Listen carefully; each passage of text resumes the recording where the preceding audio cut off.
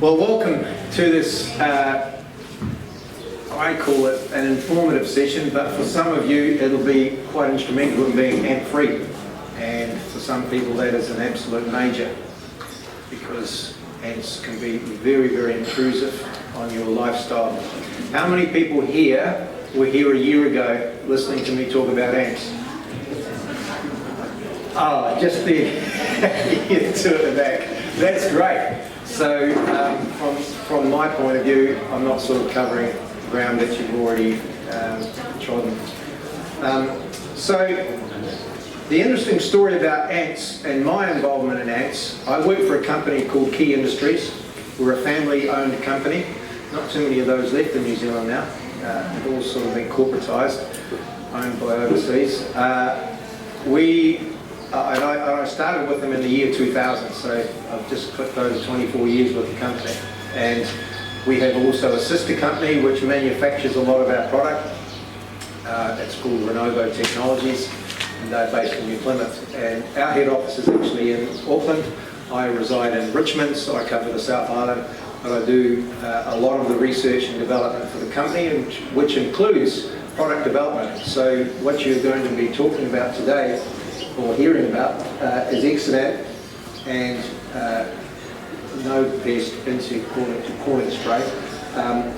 Though actually, particularly the Exidant has been designed by myself and our chief chemist going back 12 years ago, and because there was nothing on the market that actually was capable of doing and satisfying the requirements of what we needed for ant control particularly. So that's a little bit of background. Just going into the topic of ants, one of the, I guess, lazy way of approaching ant control is just dousing a bit of fly spray down and thinking that they're not too big of an issue. Whereas what you have to remember about ants is that they can, one, be extremely invasive, two, depending on the species of ant that you're dealing with, they can also harbour some diseases like Salmonella and Campylobacter and ones like that, because when ants go through their various growth phases and life cycles during the course of a year, one of the things that they require is protein, and they need that for feeding the queen and for feeding the young larvae, and so they are scrounging for protein, and guess what the most available protein source is? Dead things. Dead, rotting things. And that could be the dead opossum or the dead blackbird or whatever that's full of maggots. And you just see it completely invaded by ants, and they're taking very small parts of that, and then they're going and feeding their young and the queen, and then they also want some carbohydrates, so they track to your kitchen and walk in a large trail, thousands of feet, and you see more of them at night than in the day, and they go to your pantry and they get some sugars, carbohydrates, and feed their young, and guess what they leave behind? Just a lovely trail of whatever the pathogen is that they've actually got on their feet. So don't think that they're innocent, that they're not this Mr. Nice Guys. For those of you who are very passionate gardeners, there's another relationship which you need to know, and that is that ants work symbiotically with a number of the pests that you don't like. And included in that would be aphids, mealybug, particularly so, and scale insects, of which there's a number of species. You say, well, how does that work? Well, what happens is each one of those is a sucking insect, and they excrete the leftover or the remnants of what they don't require when they actually feed on a plant, and that's excreted as honeydew. That honeydew is very high in sugar, and the ants love it. So you will see ants tracking up and down trees, and a classic example would be, and I get this question asked a lot, so I'm covering it right now, is your lemon tree or your citrus trees. And one of the things you'll see on those is black sooty mould. Now that black sooty mould is on that tree because it's actually very, very capable of growing on the honeydew. It loves that source. So usually that's an indicator that you've got one of those sucking insects or more occupying your citrus, and the ants actually know that too. So they actually keep the predators away, and they'll even farm the insects that you're wanting destroyed and move them around so that they have continually good food source, so that that honeydew is excreted at a continuing nice rate that can feed the carbohydrate requirement of that ant's nest. So that's what we call a symbiotic relationship, because the ants get the reward of the honeydew, and those sucking insects get the reward of always having nice fresh green foliage or stems that they can feed on. So that's just another thing that upsets the actual normal course of events, where you would have, say, a number of predator insects, and a classic one would be ladybirds or lacewing, where they're feeding on those sucking insects, and suddenly the ants are actually trying to take those out and save the actual pests that you're wanting to get rid of from predation. So that's just another aspect of what ants do and why they can be a problem. When we get invasive levels, then we have a really serious situation. So a classic would be Argentine ants. Some of you would have them. Others of you, if you particularly come from the Kashmir area or through those hills, you would have Darwin's ants. Otherwise you would have white-footed or the common black house ant. And particularly the first one, which is Argentine ant, they get to such high levels, and I've seen it almost like it's waves on the ground, literally hundreds of thousands, and they dominate an environment. So they can become, they're in the top 100 invasive species in the world. So that's the classification of Argentine ant, and they become such a problem that virtually nothing else survives in that environment, and that includes our native bird species. So here it comes back to, again, why ants are such a big deal. As I've actually watched, wasn't pretty, a young blackbird emerging from the egg, and the ants, Argentine ants, invade that nesting site, taking the eyes out first and just dismembering the fledgling. Sorry about the graphics of it, but that's real. And what you have to remember is that if you're wanting to protect your environment and you have those species actually occupying in your property, and it could be a lifestyle block or it could be just a 600 square metre town section, then you have to also consider what other issues that it could be causing outside of just home invasion and upsetting your lifestyle. So there's a whole lot of aspects to ants. I've been involved in ant eradication on Carwell Island, which is, we've now basically eradicated them. This is on 23 hectares of really steep terrain. It's taken a lot of effort and time, but we know we can do it. And I'm going to show you a course or a way of managing ants on your property so that you can guarantee the results. Second question of the morning is, how many of you have seen cockroaches on their property? Not yet. Native, one? Native ones or? Anyone? Just natives? Yeah. So, just to inform you, at some point in the near future you're going to see them. Because they are working their way down the South Island. So I live in Richmond, in Nelson, and we have huge numbers of what's called the Gisborne cockroach, and they're about that long. We also have German cockroaches now, and we have many of the native species as well. There's actually a few native species, and they're becoming quite invasive. And people react to those, and they're not pleasant inside, because it's always associated with dirt and just an unkept property. Not always is that the case. But the good thing is, if you follow an ant program, you will also take care of all of the potential or existing cockroach problem. So they follow the same pathways, they occupy exterior. I was just saying before that, just before I came up yesterday, I had a dead Gisborne cockroach just picked up and threw into the bush. I had sprayed that place in April.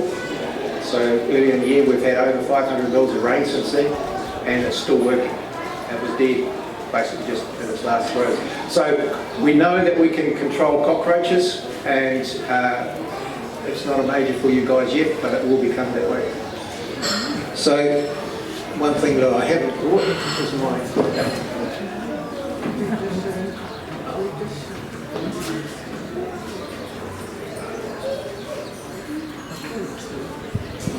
Sorry.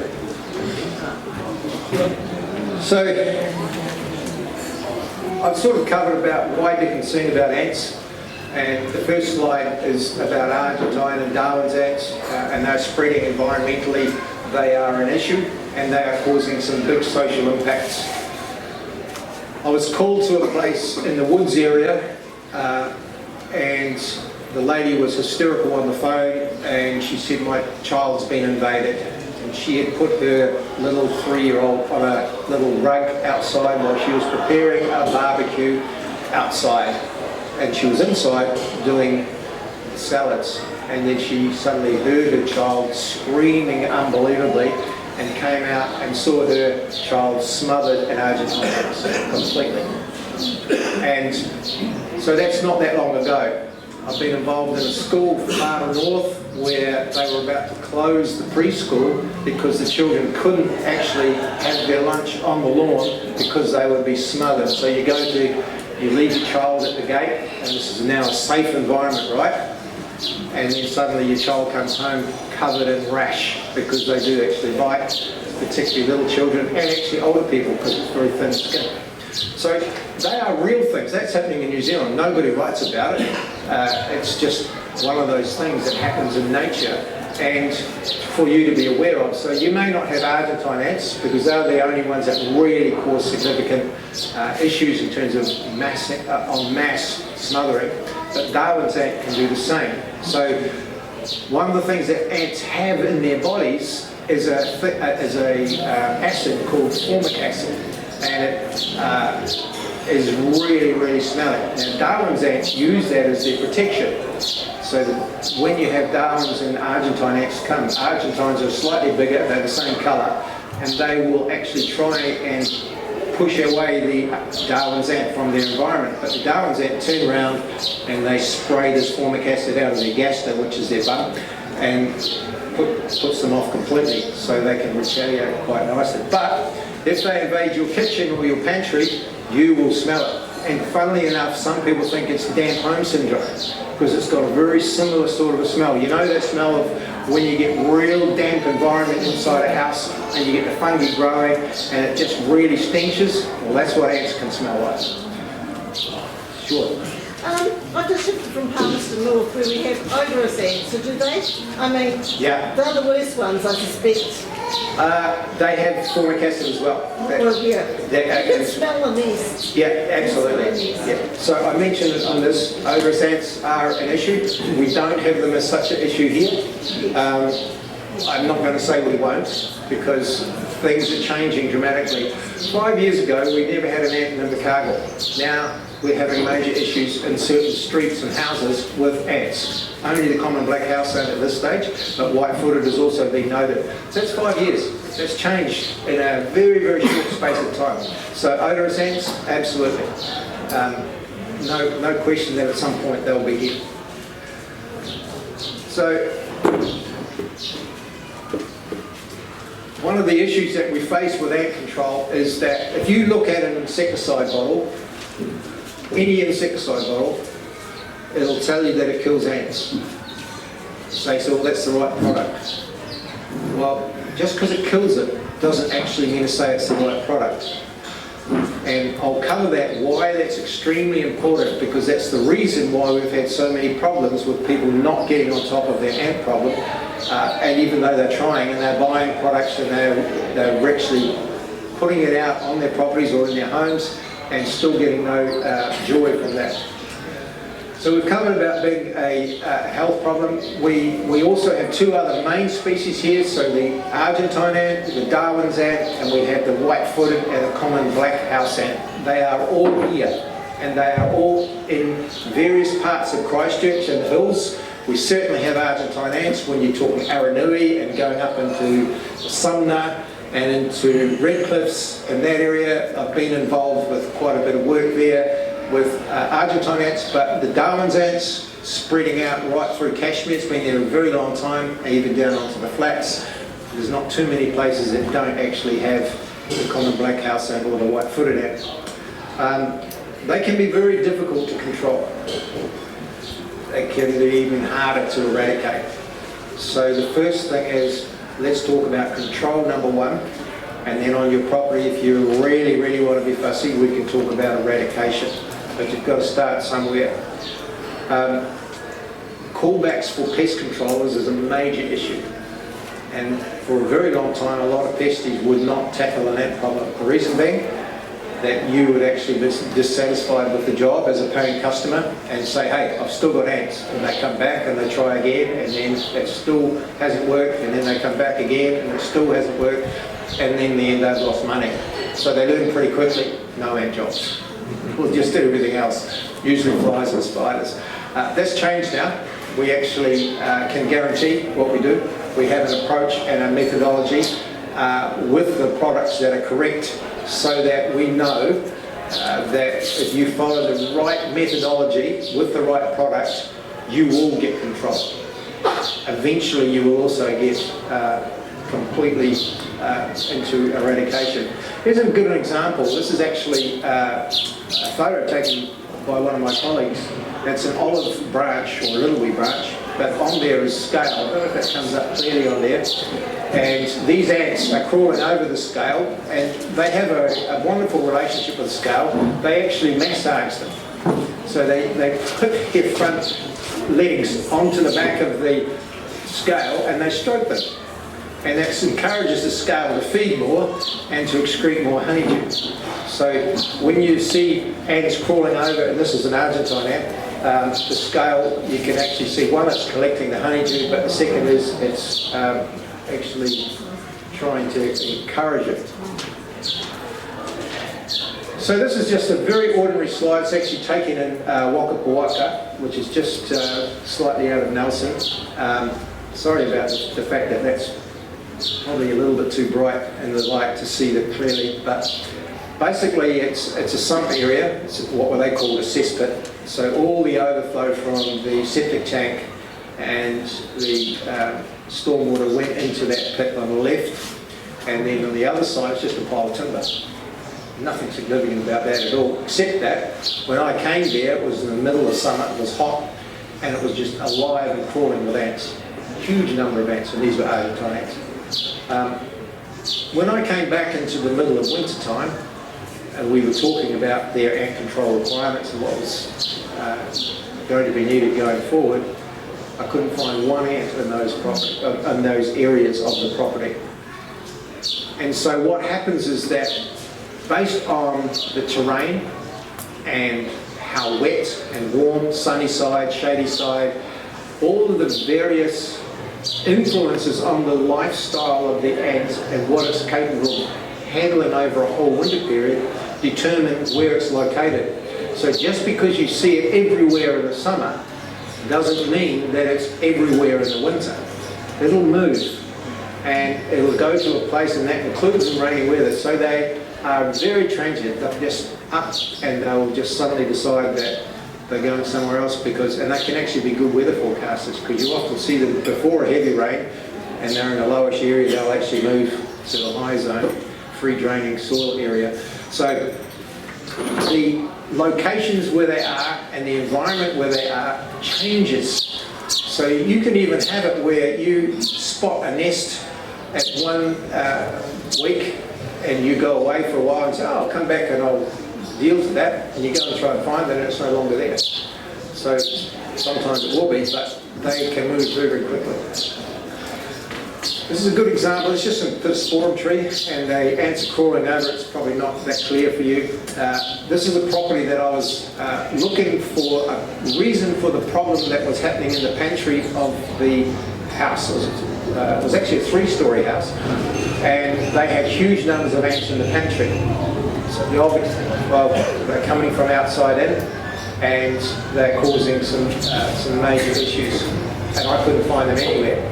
So I happened to glance up and saw them crawling over this pittosporum.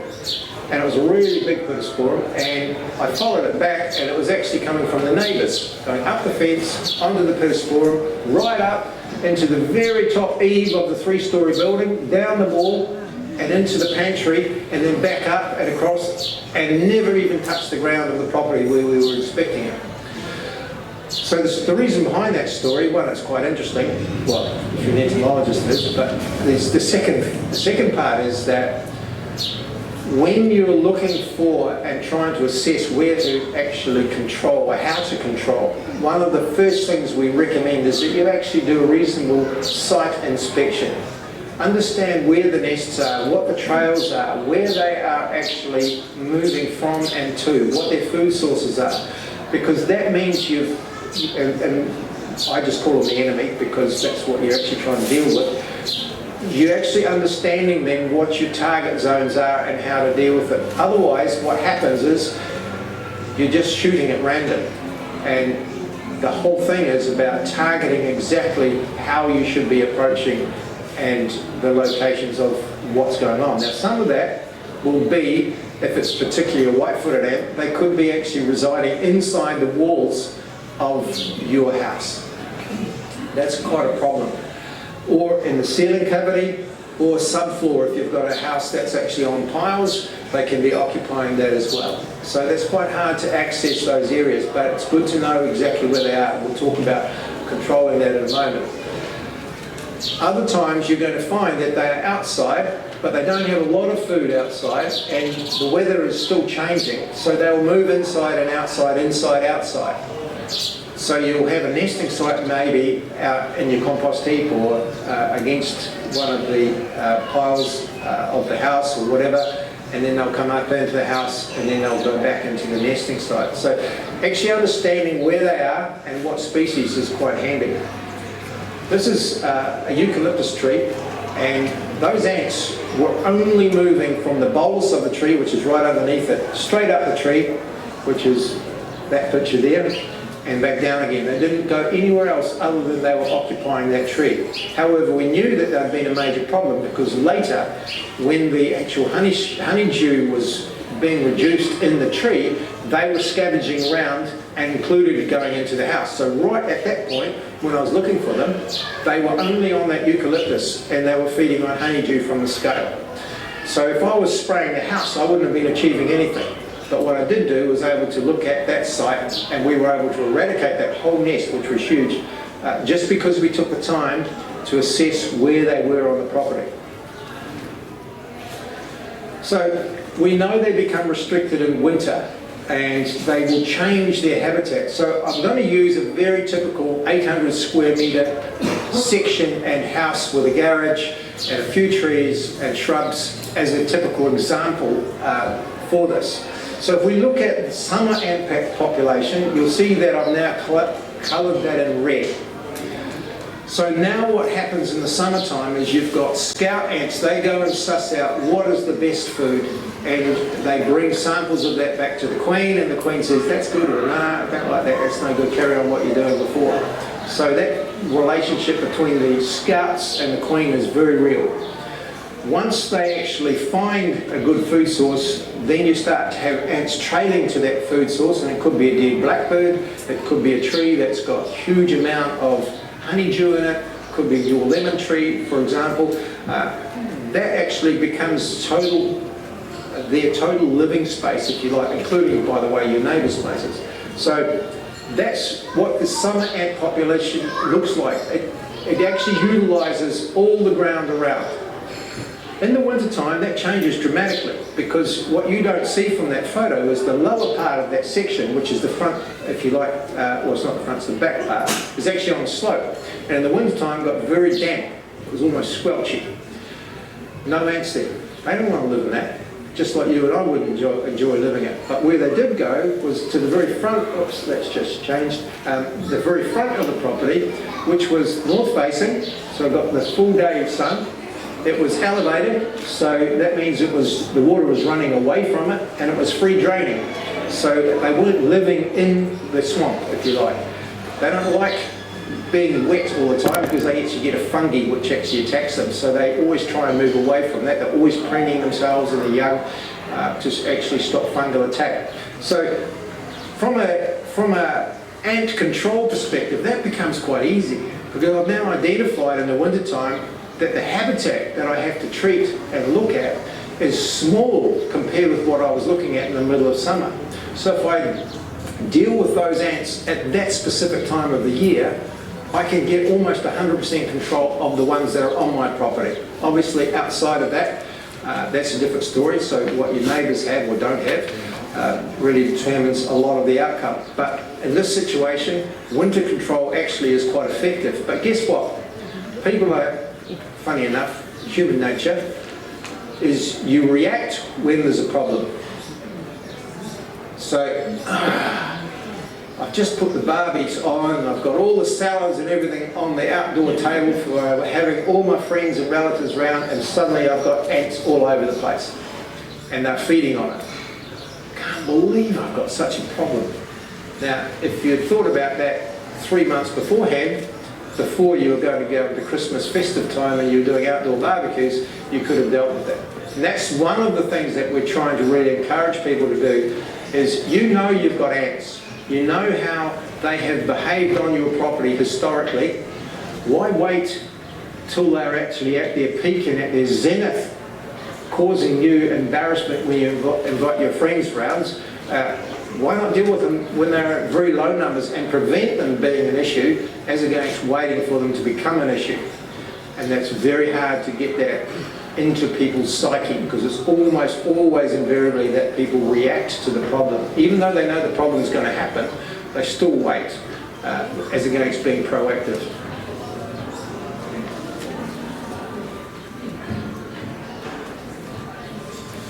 So when about 15 years ago now, so it's a wee while, we had a situation in New Zealand where we had a major ant problem in places, and we actually couldn't get on top of it. The products we had for it at our disposal were not sufficient to give us lasting control. So we looked at new methods. We looked at winter, spring. I spent many hours, I'm talking like hundreds of hours, just observing and studying ant movement and what they did.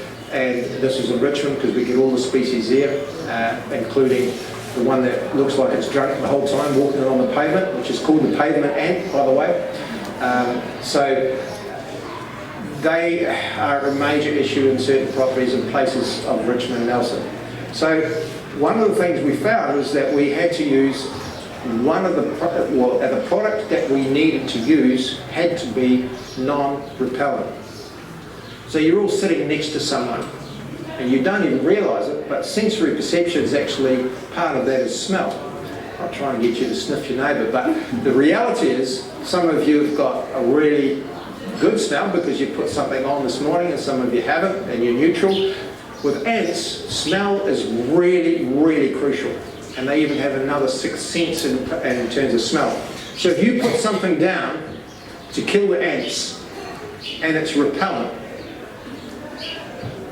I will die if I'm an ant on that zone, I will die immediately. No problem. No questions asked. So the label's correct. It actually has killed what you've sprayed, right?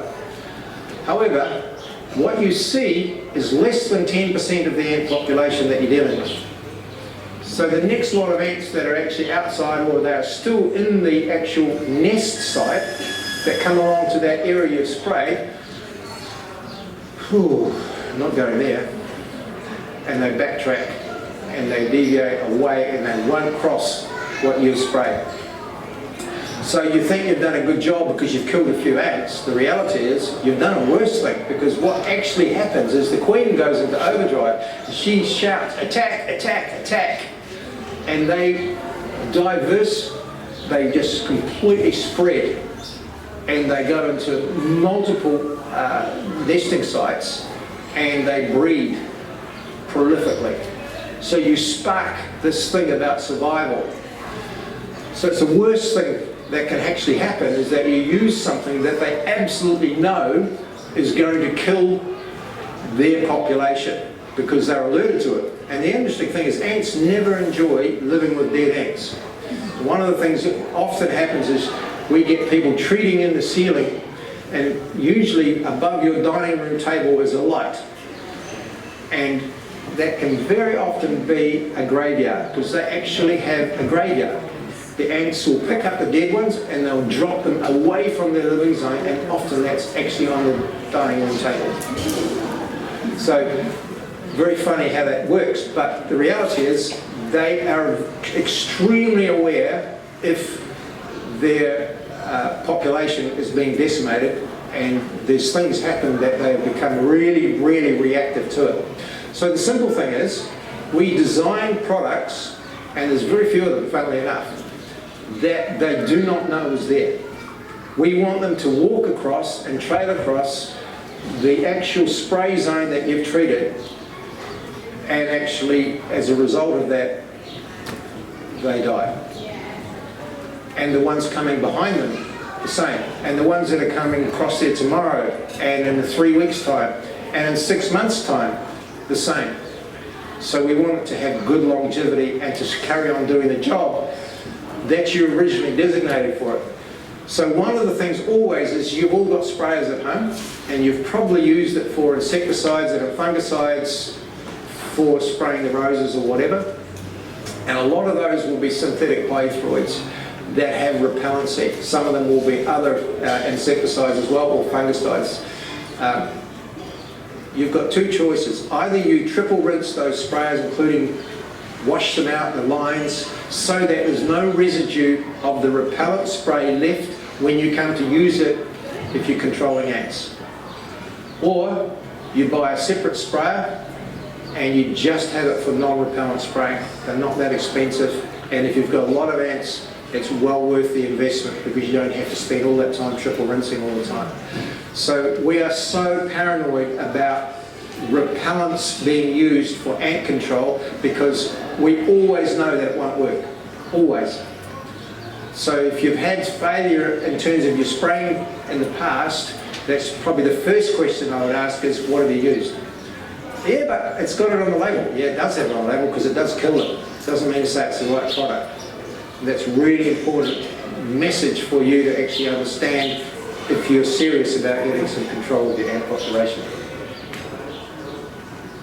So, one of the things that you have on your property is a whole lot of different spraying mediums, we call it. So you might have an unpainted fence, which is very, very porous. You might have fresh concrete, if you're a newish place, which has a pH of around about 10 or 11, and that's very detrimental to chemical being sprayed onto it, because it breaks down very, very quickly. You may have plant material, you've got barks, you've got shingle, you've got compost heaps, you've got exterior of the house, gardens, all sorts of mediums. Some of them are porous, some of them are non-porous, and we need products that fit all of those.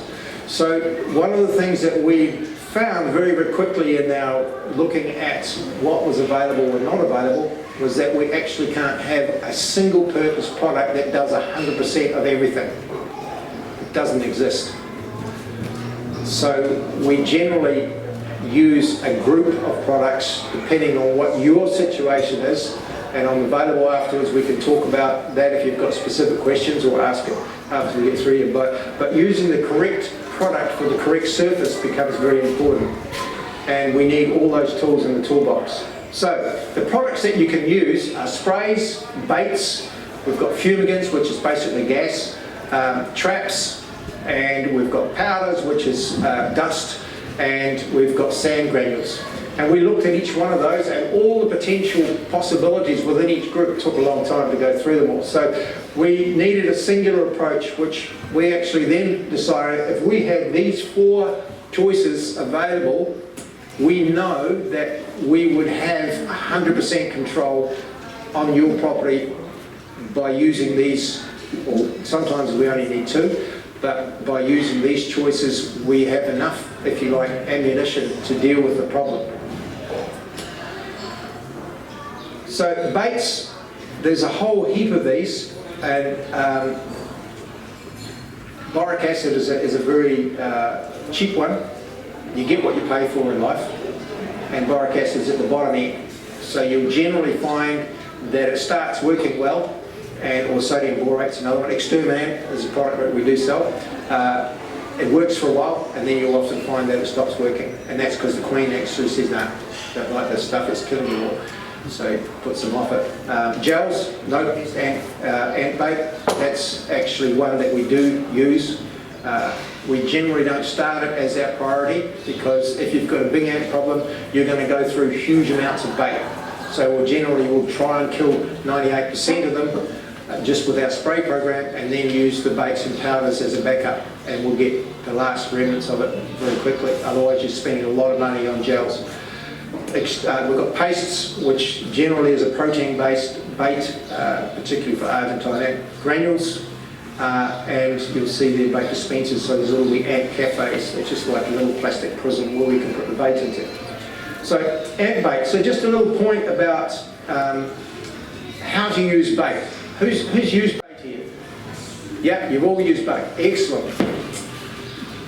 One of the things is that ants, it's a very sexist thing to say, but I always talk about the ant population as being perfect, because they work 24/7. And guess what? They're all female.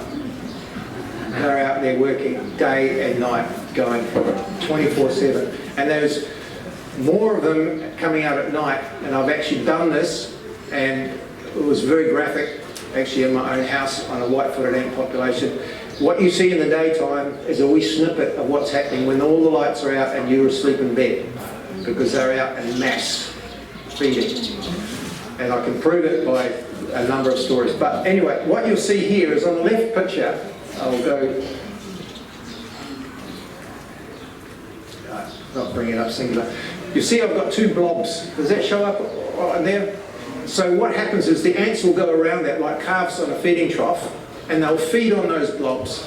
The ants that are coming out of the nest, if there's no space to feed, they just bypass them.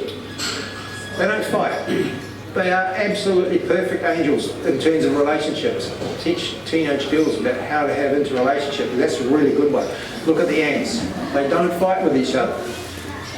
So the issue with ant bait is that almost invariably the biggest mistake people make is they don't put enough out.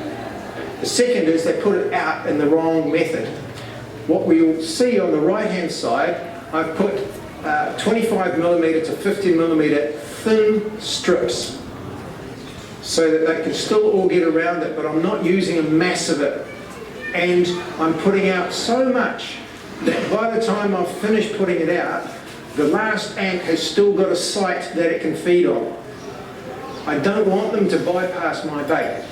And this ant bait, they cannot ignore. It is so good. It's actually got a very interesting active ingredient. So for those of you who are worried about your cats or dogs or children licking it, it's not going to have an effect, because it only works on insects. And it's a product called, the active ingredient, for those who are interested, is called indoxacarb. And it works by creating an enzyme in the gut, and it kills it from the inside out. And only insects can create that enzyme. So dogs, cats, people, they can't. So it's a very, very safe product. It's a very safe bait. But you still have to use it correctly, and we still want enough of it there so that you actually are achieving what you're hoping to do, which is to have a good amount of that taken up by all the population which is feeding at the time, to bring back to the nest and feed the larvae and the queen. And when they start doing that, you'll see the nest dying from the inside out, and those ones that have had a feeding back to bring it back, they're also going to die. So it's just a point, if you are laying bait out, very, very important that you put enough out and you put it out in the right way. When we come to spraying, we had a whole lot of requirements. It has to last longer than 3 months.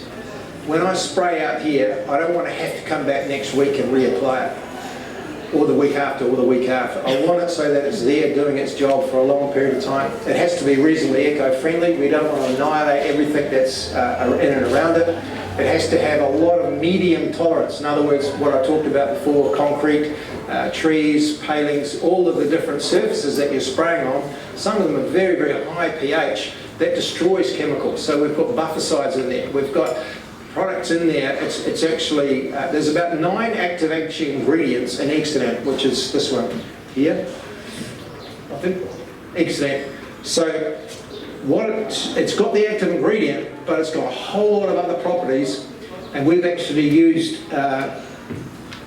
outdoor source to test how much rainfall it'll handle. We've got through 400 millimetres, and it's still there and being active. Once it's dried and it's set under UV light outside, we only use Exident outside, by the way, it won't be removed by rainfall or your irrigation. So it's going to carry on doing the job for you, as it will not only for ants, on cockroaches. So medium tolerance, so we've got porous surfaces, we've got organic, we've got alkaline, and it has to have physical resistance to rain, irrigation. UV light degradation is a really big one to drop the chemical. That's why you've got half-lives which are so rapid with some of the chemistry you use for, say, spraying your vegetables, whereas we don't want that for what we have with Exident. We want it to keep on lasting for a very long time. It must be non-repellent.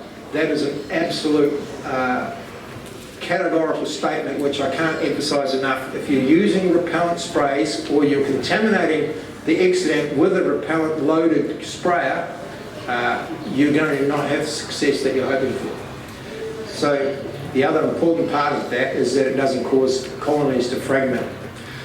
The other product we use is sand carriers, and we use those in 3-dimensional zones. Let's take a shingle driveway. You've got ants crawling over the top, but you've also got ants underneath it, and the shingle could be that deep. You spray over the top, but you're not reaching the ones underneath.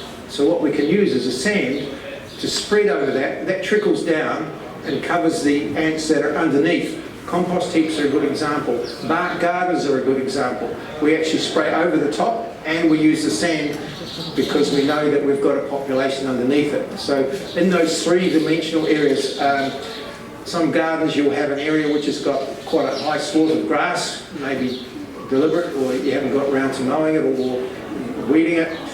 You've got ants that are in there. It's very hard to get chemicals sprayed down low enough, but you can get sand down. So that's where sand really comes into its own.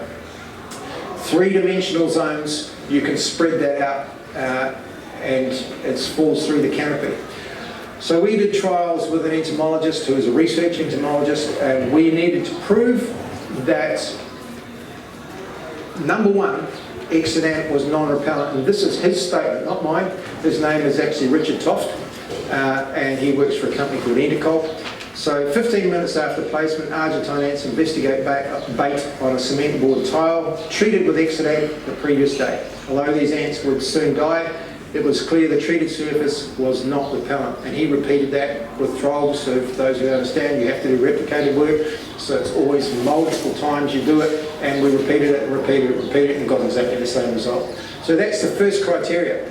That product wasn't going to go any further unless we had that as a tick and a pass mark. The second thing, we had to look at mortality after rainfall or irrigation.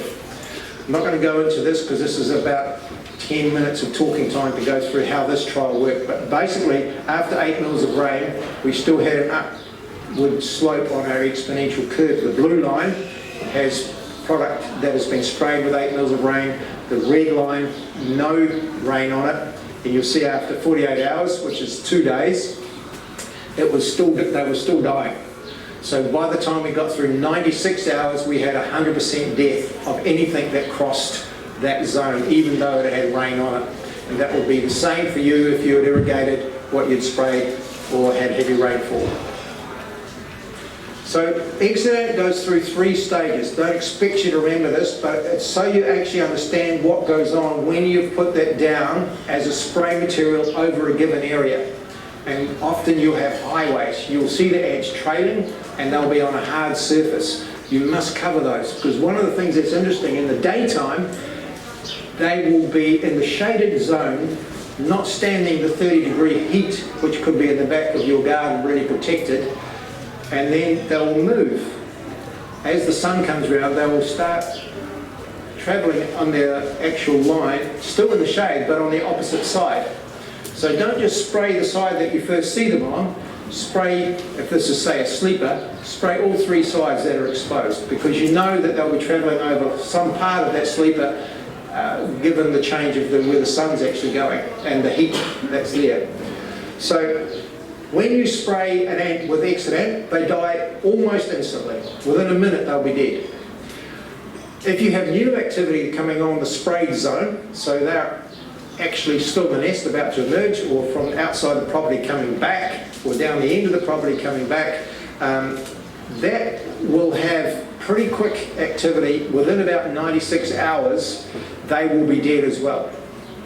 Now, from your point of view, if you've got a major ant problem, within 96 hours of spraying all of those areas where those ants are crawling on, you would have killed about 98% of your ants, which is fantastic if you've got a major problem. Still fantastic even if it's not major, but it's still really quite quick. We then have what's called transference of active ingredient, AO is active ingredient, and it allows exit ant to actually be moved to nests either on property or off property. That's because, and I'm not going to go into the science, if you're interested in that I'll go through it later, as to how that actually works, but the ability then for transference becomes the really powerful part of what goes on. So if we look at, this is on the label, where to use it and what rate, which is 15 mils per litre of water, and what sites and how, what sites to use it on and how to use it on those sites. So you'll see there it's got nuisance ants, it's got actually mentioned there odorous ant as well for your information, but basically any ant. We've already covered this. Really crucial that you have either a new sprayer or you decontaminate your existing sprayer, and any residue left in the tank has been completely negated. So if you're spraying your house, and we particularly encourage the first metre, because generally the ants will gain access within that first metre. Sometimes they'll go up into the feet. But if you hit the windows, either wash it off straight away or use some kerosene or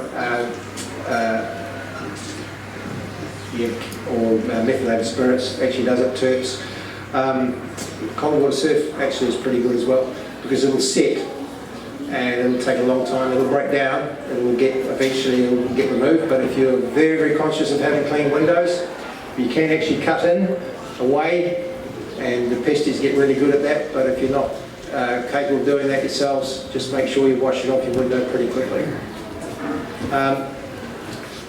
I've put on the bottom here, we don't want to spray edible plants, so any vegetables that you are actually feeding yourself and your family with, you shouldn't be spraying over top of those or treating those. But also you shouldn't be spraying over top of flowers, because flowers attract bees, and bees are sensitive to this, and we don't want to kill bees.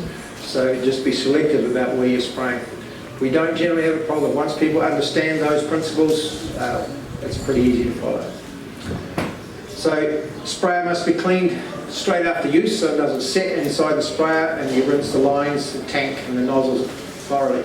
So let's look at this here, because this is what we call the domino effect. This is the powerhouse of exit ant. This is why it is so really good. Let's take this as our 800 square metre section, and we've treated the whole section. We don't have any ants, all gone. What happens though is you've got an interior area now that's completely ant-free. And guess what? That is the opportunity for all the ants outside, remember they don't fight with each other, to come and invade your property, because there's no competition anymore. You've still got all the food there, but they got free rein. But the interesting thing is, the areas that you've sprayed, you've done a great job, you've killed everything on your property. Those ants from the exterior will crawl over exactly the same sprayed roots that the ones you've killed used to use. And that product is still there working for you.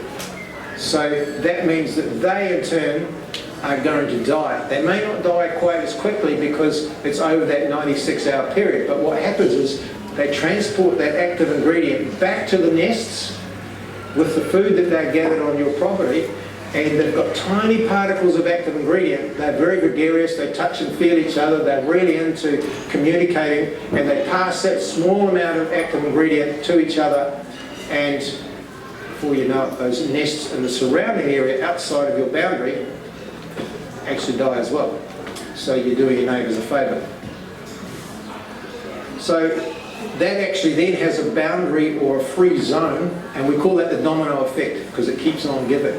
And it works just like that. However, there is a season for how long this lasts. And I was giving the example before is you've got a car, you take it into the workshop, you get an oil change, do all the greasing up, replace the brake fluid or top it up, and that's the rest of the life of that car, and you never do that again. Doesn't work like that, does it? So the next 10,000, 15,000 Ks you do that again. Well, that's no different to this. Generally, we're talking about 9 months to 12 months before we have to do things again, depending on the pressure. But what we do find is that the pressure gets less and less and less. Now here's an example. This was a pest controller rang me just a few weeks ago. She said, I've been doing this now for 4 years and I think I'm wasting my clients' money. I said, why so? She said, because I've got no ants. She said she had a terrible problem and now I'm 100%, there's no ants on the property, and she's asking me to spray again. She said, why would I want to do that? I said, well, one question. Have you done all your neighbours as well? She said, well, they got heaps, but not right next to the boundary. I said, well, so are they going to come onto that property? Yeah, probably. So she's going to have a problem again unless you reapply. Preventative spraying. So she did. I said, you have got it right in the palm of your hand now. That ant problem that was a problem is no longer a problem. Make sure it stays that way. So just repeat what you've done. But it's very quick, and do all the highways and the zones where you know those ants have been, and you will ensure that she is ant-free. And this lady was absolutely paranoid about ants and basically invaded her lifestyle. And so that's what I call the preventative program as against a reactive program. So you will get to a point where ants are no longer an issue, but just remember you're not spraying your neighbour's property as well. This was actually just down the road from where I live, CBD area of Richmond, Queen Street, for those who know Richmond, Nelson. They had major ant problem going into all those houses, and we put little wee monitoring sites, that's in the wee green dots. And before long, the shop owners, I went and interviewed a lot of them. There's cafes and there's chemists, there's clothes shops, all that. And they just said, oh, we're just not seeing ants anymore. And they've been trying for a very long time, and they've just been using baits only until we actually did this, and it changed things dramatically. So ordinary sprayers, hand operated. So we have a total control program. How am I going for time? Pretty close. Yeah. Which is inside and outside spraying. We do not use exudant outside. It's because it needs UV light to set it, and it behaves very different outside than it does inside. But what we do is the same active, non-repellent, which is this one. If you're spraying indoors, you don't have to spray all the areas that are utilised, but you do need to spray the trails. So that's likes of the skirting boards, where they're coming down from the ceiling, around the drop lights, just underneath your windowsills, around where your taps come out, and particularly the cupboard space underneath the bench. So once you get the idea of what to do, make sure that you've covered or removed anything that the children or the dogs or the cats or anything would be playing with. 3 rules of thumb if you're spraying indoors or outdoors. And if you do follow this, the number of chances of you having a problem will stop being an issue. First is, nobody else to be present, and that includes dogs, cats, fish, all covered there when you're spraying. That's a given rule. Second is, none of any person or pet or anybody coming onto the property should only do so when what you've sprayed is 100% dry. Everything should be dry. Because what happens is children get it on their fingers, or a cat will get it on its paws, and what does it first do? It licks, particularly if it's dead. So we don't want that to happen. Third rule is, if you have sprayed inside, it talks about aeration. When something evaporates, it's called volatilization. Very small particles of the active ingredient get carried with that water as it evaporates off.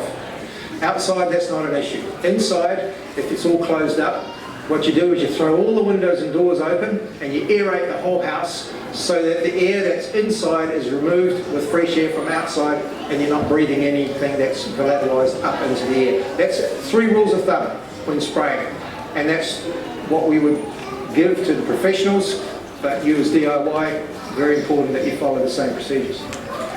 So we can use the no pest insect crawling spray. We also have a dust, which is not here, but that's a really easy one to puff into your wall cavities around electric currents. One of the things you'll see is ants love heat in the winter, and you often see them in the switch box or into the hot point areas in your house, and there's a small radiant heat which they really enjoy. Do not use liquids there, please. That's an obvious, but you can use dust, and that's a given. So it's a dry dust, it's very, very fine, and it will kill the ants almost instantly in those zones. We actually also use it inside wall cavities. We can use it in ceiling spaces and in underfloor. We've got different ways of applying that. The small bottle is very small, but you can get a bellow, mini bellow. There's Makita blower, which is another option. We can go into that if it's a big issue for you. But the other option also is to use the bait. And inside, a lot of people don't want to spray. Well, that's fine. Just be prepared to use a lot of bait. The best bait is that ant bait here. I've never seen an ant refuse that. No matter what type of ant and what situation, they will go to it en masse. Just remember how to apply it, do it the correct way. So outside, we're applying the extra to all the highways. So you look at the list here, including trees. So we don't spray the whole tree. We spray the trunks. It's not systemically activated, so it doesn't get absorbed. If you've got fruit on that tree, you've got no issues with that. But spray the trunks, because that's where the ants are crawling up and down, and they will actually die as a result of that. I've done huge trees with this, where we've had multiple actual highways going up and down. And going back a fortnight later, there wasn't an ant left on the tree. They just crossed that path that we'd actually sprayed. So I always say with this one, be a little spiritual, look up. Because have a look at your trees on your property. And if there's ants in them, they're feeding on something up there. And that's always an easy way of dealing with them, is just to spray the trunks up. So irrigation lines, they're conduits. They'll use the easiest way. If I'm an ant and I want to go there to the back, and it's really, really tigerous country, I'll go backwards, sideways. I'll take the easiest route, not the most direct route. So conduits, which are likes of irrigation lines, they're really good for ants because they'll use those. So make sure you spray them, because they'll cross that continually and using it as a really good highway. So the sand granules, make sure that you're putting those into the areas that are 3-dimensional. You don't want to do half job. Don't just spray the top and think, oh, they'll eventually get there, because some of them don't. They'll just stay underneath in the bark or the shingle of the drive. So if you drop the sand down, you'll have that actually as part of your program. So the dust, that's going to be a lot of cavities that you're going to be using. That decking is a classic. Some of the decking is completely closed in, but there is some little cracks, and you can actually get some dust down and it'll just spread out underneath, and you'll get a really nice protection of that total area under your decking if you do it in enough sites across it. Ant bait, we use that generally as a mop-up, but if you don't want to use sprays, and obviously that's a decision that you make, just make sure you put enough bait out, and you may need more than one of those to do it, but it will certainly be eaten pretty quickly. So the summary of what I've been talking about is we need a range of products, not a single silver bullet that does the whole thing. We need to look at the timing and when we do it, and particularly look at being proactive, not just reactive to the problem. We want to really encourage you to assess the site, have a good look and see what is going on your property, and having a spring clean sprayer. Looking at the exit ant to be used on all the highways and traffic areas, outdoor use only for exit ant. No pest sand to be applied all to your vegetative growth compost in 3-dimensional zones. The dust to be used in all those areas that you can't reach easily, and particularly around electrics. The bait you can use anywhere. By the way, with the bait, it lasts longer if it's in a non-porous surface. So if you're putting it down on a painted surface or on a little bit of plastic, that's really good, because if it's a porous surface like an unvarnished wooden surface, it just sucks the moisture out of the bait, and within about 48 hours that bait is no longer palatable because it's got no moisture left in it. Whereas if you put it onto something which is non-porous, it'll stay active. And you can, if you've got a little water bottle, you can rehydrate it as well. So no pest crawling, insect spray for indoors. And that's the end of what I have to present. You've been very, very patient, and hopefully not fallen asleep under the heat. Come to Christchurch to get water. That's great. Any questions? Do they have any natural predators? Ants? Can you please repeat the question? So do they have any natural predators? Not in New Zealand. Apart from, if you want to call a predator a fungi, if they get too wet in an uncomfortable site, because of that, fungi can attack them. But there isn't a bird or an insect which actually takes them out readily, no. Yes? You said before that there are some products that kill the ants, but then there's no effect, and it's even worse because they get the message and they multiply a lot more. Correct. But would any poison that kills ants trigger that message, and then they still multiply more? Okay, did you all hear that question? Okay, the question was, talking about a repellent insecticide causes them to fragment and multiply. We call it budding off, and they go into overdrive and breed dramatically. And the question was, well, isn't that actually noticed with any product, including a non-repellent, that they are dying and they go into overdrive? That's a very good question. The reality is, when you put something non-repellent down over a big, broad, expansive area, it's not a single site that they can associate with, oh, I don't cross that. They don't even sense it. The queen doesn't actually know what's going on. So the fact is that you've done this area and down there and out the front and sides and up the sides of the house. You've covered such a broad, expansive area and all the highways. The ants just suddenly go 98% in 4 days. That's a lot of ants, especially if you've got a population of 500,000. So the queen is the one that actually gives the message about safety or non-safety or food. She's dominant. By the way, Argentine ants have multiple queens. So you can have, I've counted 14 in one nest, whereas say the common black house ant only has one queen. So if you kill the queen in that nest, you've actually achieved a lot, because the nest will implode.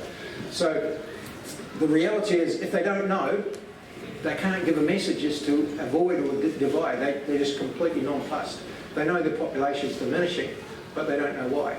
So any food, any food that any bait that they pick up and bring into the nest would kill what's in the nest. Yep. Because what happens is it's slow.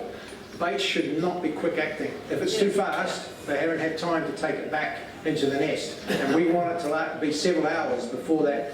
So in the meantime, they have maybe travelled 3 or 4 times between either the feeding source or there's other food coming in as well. And so gradually what happens is there's more and more of that active ingredient assimilated by the larvae and or the queen, and they start to actually drop in numbers quite dramatically, as well as the actual female workers that are running around collecting them. Yeah. So we haven't had an issue at all with them being, we've seen them drive them nuts, because the queen will say, oh, I've got to move. She doesn't know why, but she moves. But she's still in the zone, so they're still getting hammered. Yeah. Yes?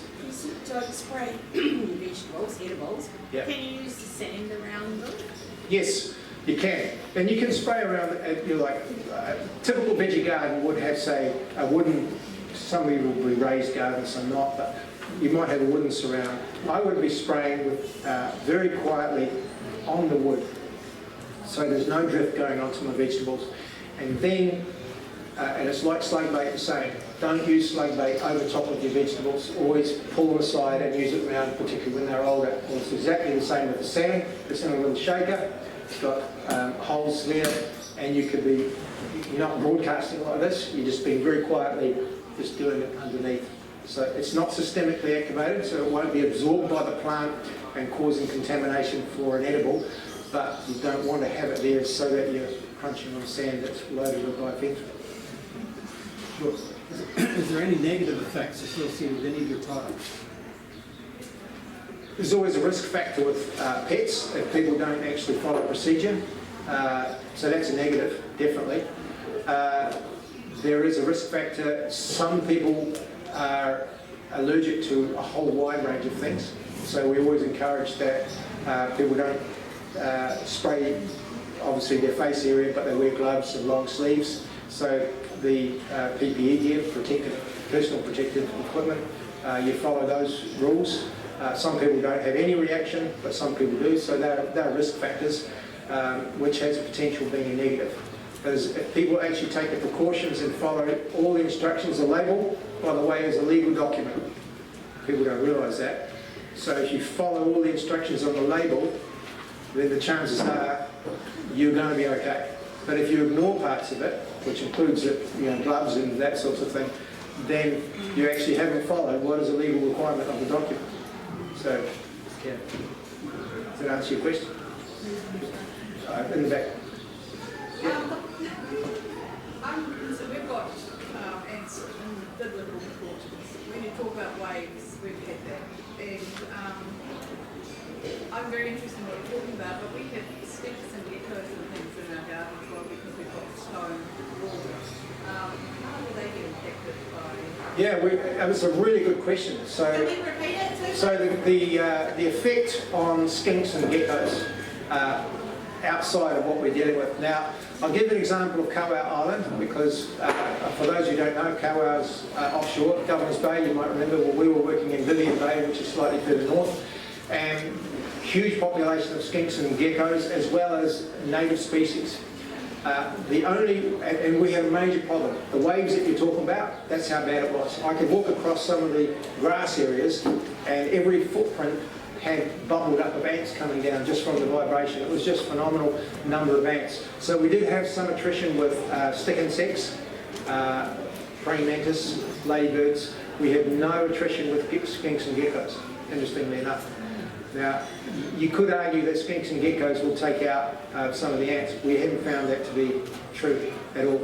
Otherwise, we'd see a major growth of skinks and geckos in our big ant problem areas, but we haven't. So we haven't had an issue with that because usually what happens with skinks and geckos, if you're spraying, say, the outdoor rockery or wherever there's ants coming in and out of, the skinks and geckos they'll go down and get away from what you're doing in terms of your spray, and then eventually come back out again, but then by then the spray is dry and they're not picking it up.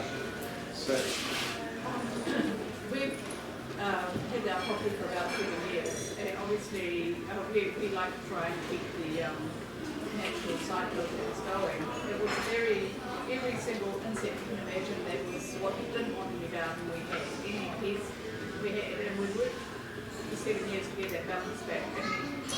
And everything is improving except the ants. hence the statement they don't have good predators.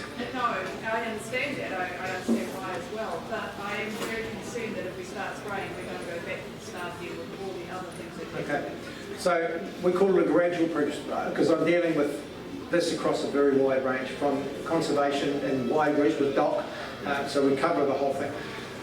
You know what certain areas the ants are have as a habitat and in the big numbers. So concentrate on just dealing with those initially, remembering that those highways, they will have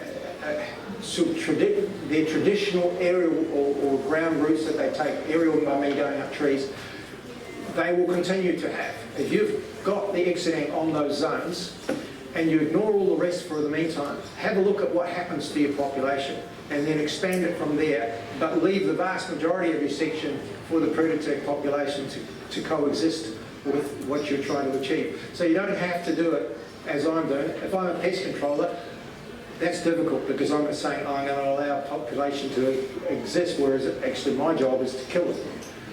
Whereas what you're trying to do is a halfway house. And I fully understand what you're doing. 7 years is a long time. You don't want to wipe that out. But you've got to start somewhere because I can tell you now, your ant population is just going to keep on doing this. Yeah, it's turning out soil and dust. Yeah, absolutely. I get it. Yeah. Okay, sorry. So maybe one more question, I think, for, like I think a lot of people are wanting to get out of the heat as well. So we'll have one last question that Peter will choose, and then Peter's not going anywhere. So if anyone wants to do a one-on-one with him after, they're more than welcome to do that. But yeah, I think a lot of people, we need to wrap it up. Okay, so someone who, you've had one, but someone who hasn't asked before? Yep. With the trees, the lemon trees, is that exit suitable for that? The exit ant for your lemon trees? Yeah. So you've got sooty mould in your lemons? Yes. Yes. So we don't want to spray the tree itself. So you have a lemon tree, it could be a big one, small one, doesn't really matter, but you've got an area which has got the short stem at the bottom, sometimes the way people prune it is a bit longer, and then you've got the side branches start, and then you have a canopy above it.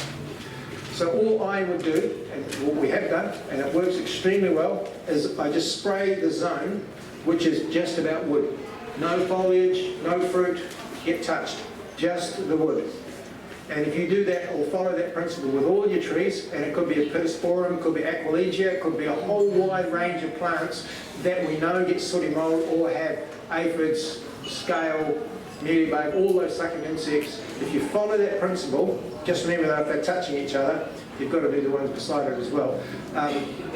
You will actually see that population, like within a fortnight, you'll hardly see an ant left. Yeah. Okay, so we've been given the message about winding up. Thank you for all your questions.